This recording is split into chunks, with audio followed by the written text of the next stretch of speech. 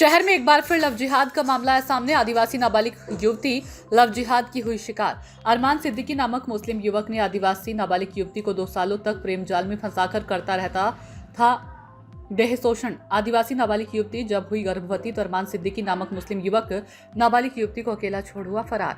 पीड़ित नाबालिग युवती 2 माह के दूध मुहे नवजात को अपने गोद में लेकर बजरंग दल और जनजाति सुरक्षा मंच के सदस्यों के साथ पहुंची मणिपुर थाना। क्या हुआ था, किस लिए थाने पहुंची हैं, बताएंगे? सर, मैं एक अरमान सिद्दीकी लड़के के साथ प्यार करती थी। हम लोग 1 साल तक एक साल तक हम लोग रिलेशनशिप में थे। फिर दूसरे साल में वो मेरे को कुछ में लेके गया, बोला कि प्यार करता हूँ ऐसा वैसा। फिर लेके चला गया मेरे को वहाँ। फिर हम लोग 2 महीने तक वहीं रहे।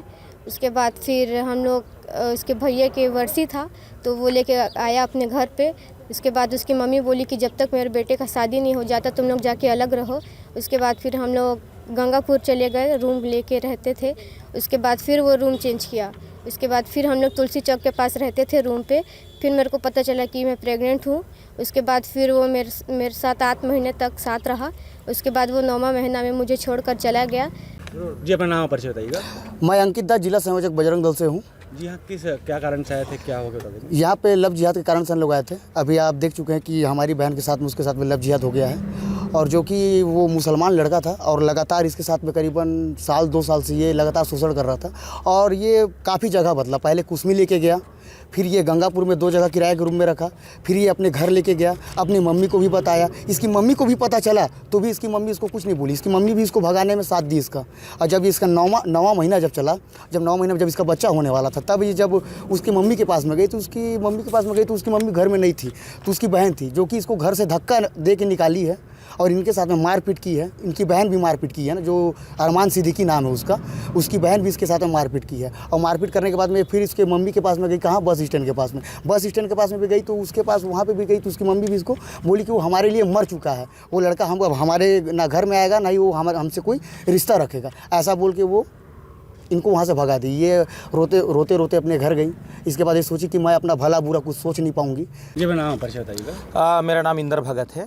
किस कारण आज थाना? थाना हम लोग हमारी एक आदिवासी बहन, एक हमारी हिंदू बेटी के न्याय के लिए आए हैं। उसके साथ में एक बहुत बड़ा प्रकरण हुआ है, लव जिहाद की शिकार हुई है। उसकी पूरी घटना को आप सुनेंगे तो ध्यान में आएगा कि किस प्रकार से हमारी हिंदू बहन बेटियों को अपने झूठे प्यार के जाल में फंसा करके उनके जीवन को, नरकीय जीवन, उनके जीवन को बर्बाद करने का प्रयास किया जा रहा है।